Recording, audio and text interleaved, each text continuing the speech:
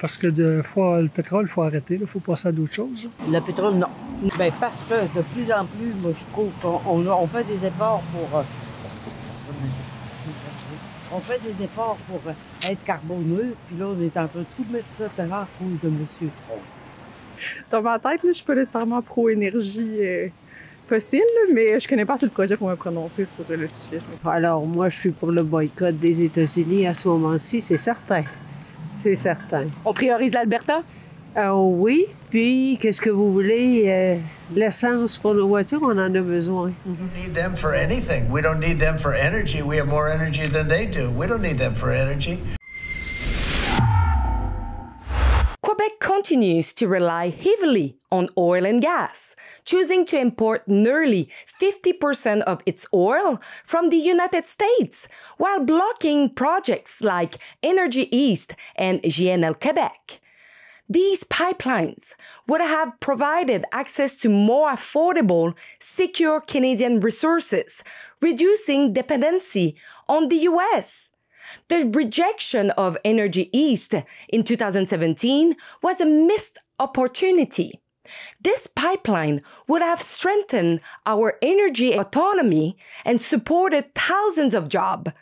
Today, Quebec and Ontario rely on a pipeline that passes through the US, making them vulnerable in an increasingly tense geopolitical context. Let's also remember the 2021 legal battle when Michigan Governor Whitmer attempted to shut down Line 5, a key pipeline supplying Quebec and Ontario. Its closure would have had devastating effect on both provinces.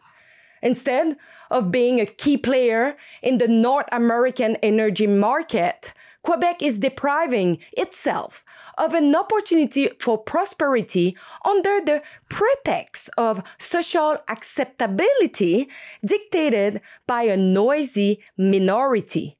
It's time to discuss with Quebec residents whether they prefer Canadian energy security or to continue depending on uncertain systems.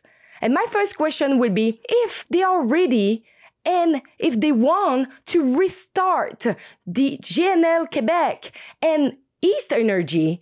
Let's check it out. Je demande aux gens s'ils sont en faveur de repartir le projet Énergie Est, le projet de pipeline. Ben oui, surtout aujourd'hui, c'est important de le partir, je pense.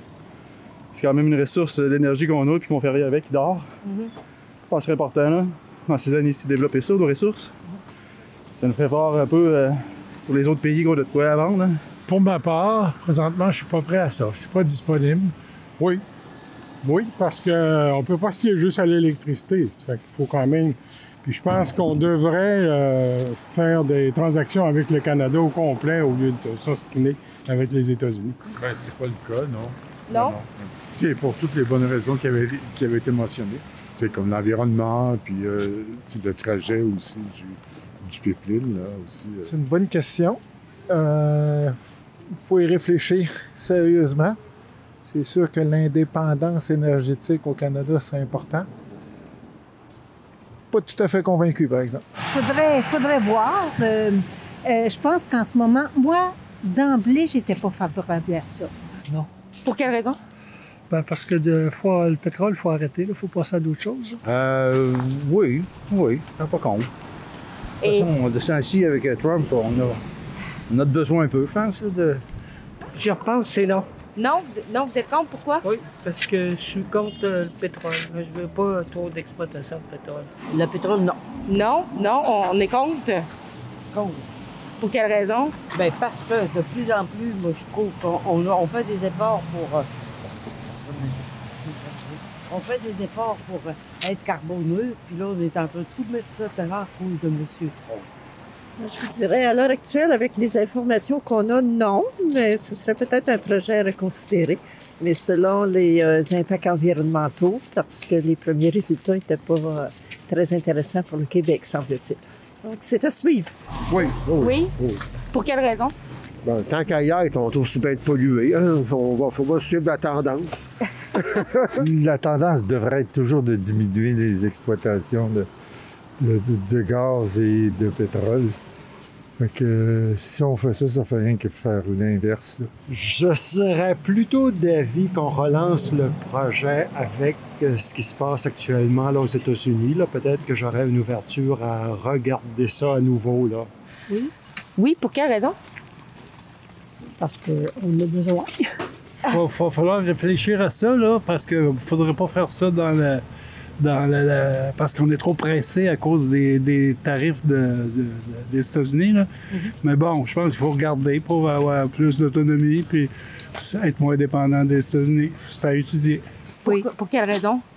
Parce que pour l'économie, pour nous aider à renflouer nos coffres.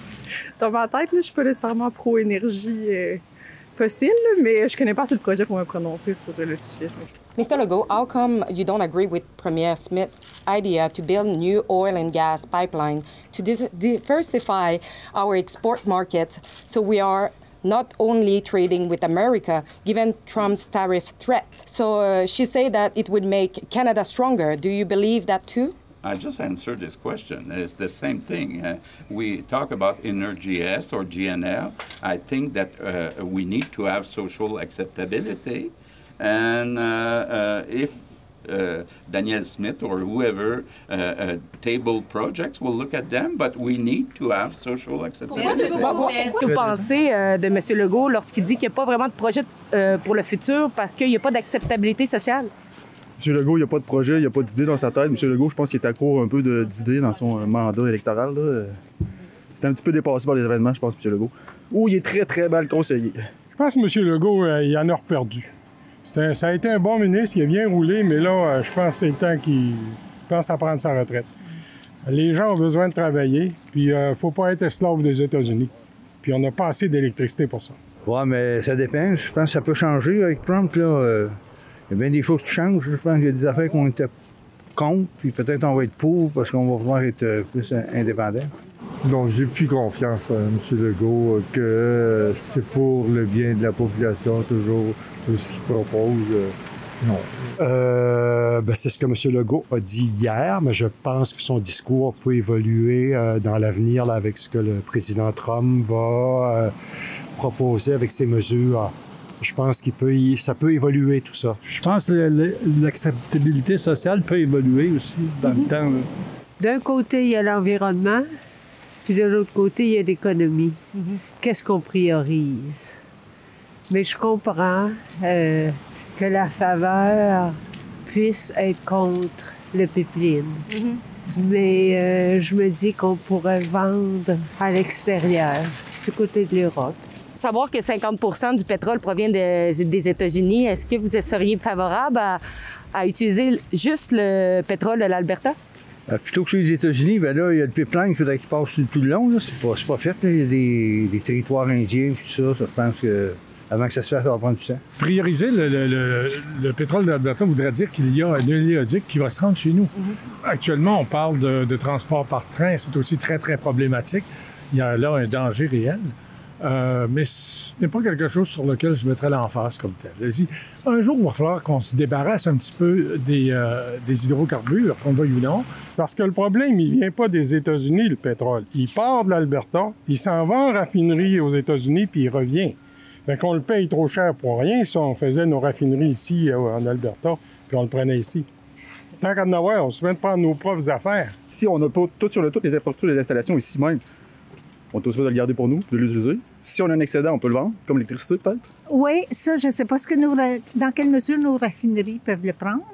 Et nos raffineries, elles sont capables de prendre le pétrole canadien. Ça, c'est difficile à dire. Je peux difficilement vous répondre en ce moment. Oui, je suis des personnes qui vont exclure les produits américains. C'est au niveau des distilleries, peut-être qu'on aurait augmenté un peu les distilleries. C'est qu'est-ce qu'on a au Canada, peut-être le distillerie au Canada. On a juste 15, je pense, distilleries au Canada. Quand aux États-Unis, t'en as quasiment 200. Alors, moi, je suis pour le boycott des États-Unis à ce moment-ci, c'est certain. C'est certain. On priorise l'Alberta? Oui. Puis, qu'est-ce que vous voulez? L'essence pour nos voitures, on en a besoin. On peut pas passer à l'électrique tout de suite. Ça va se faire progressivement.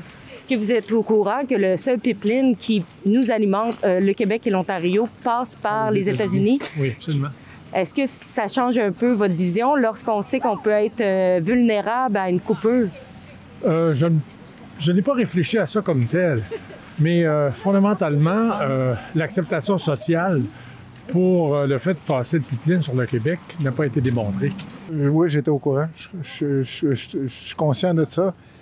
Mais quand même, toute la balance au niveau environnemental et tout ça, lorsqu'il y a des fuites, il faut prendre le temps d'y réfléchir comme il faut en tant que collectivité. Je sais ça. Est-ce que ça change un peu votre idée? Bien, en fait, c'est que tout est à revoir en ce moment. Avec l'attitude de Donald Trump et de ses oligarques, là, tout est à revoir. Puis on ne sait jamais ce qui nous prend au bout du nez. Alors, c'est certain qu'il faudrait peut-être que ce pipeline-là passe davantage au Canada, qu'on évite le détour par les États-Unis, là. Mais tout est à revoir. Faut regarder notre stratégie économique, énergétique. Faut tout revoir en ce moment. On peut plus leur faire confiance. Non, je le savais pas. Est-ce que ça change un peu votre réflexion, non? Oui, j'ai cru entendre ça là, aux nouvelles, justement, oui. Qu'est-ce que vous pensez de ça? Ben, je pense qu'on devrait essayer d'être moins dépendant des États-Unis et de regarder ça là, de plus près, là, tout ça. Oui, effectivement, là, ça fait partie des considérations à avoir, mais il y a beaucoup de préoccupations environnementales aussi au Québec. On n'a pas le choix, là, une fois que c'est fait, puis c'est comme ça que ça fonctionne. Effectivement, c'était une décision dont je ne me souviens pas d'avoir entendu parler depuis très longtemps. Celui qui devait traverser 52 rivières, là, c'est ça, il n'y avait pas de consentement de la population. Bien, je pense peut-être qu'il serait le temps de le faire passer par le Canada. C'est sûr qu'il y a toujours des enjeux de souveraineté, puis de protéger nos ressources, être indépendant, mais en même temps, dans un monde où tous les pays font du commerce entre eux, fait que c'est toujours un risque aussi. Mais comme je te dis, je pourrais pas me prononcer sur le projet.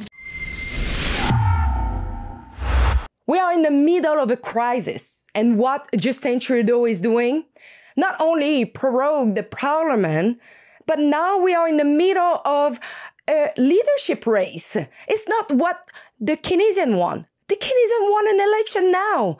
So I invite you to sign our petition at calltheelection.ca. It's calltheelection.ca. Sign it, share it, and make sure we are putting so much pressure that you, Canadians, are being heard.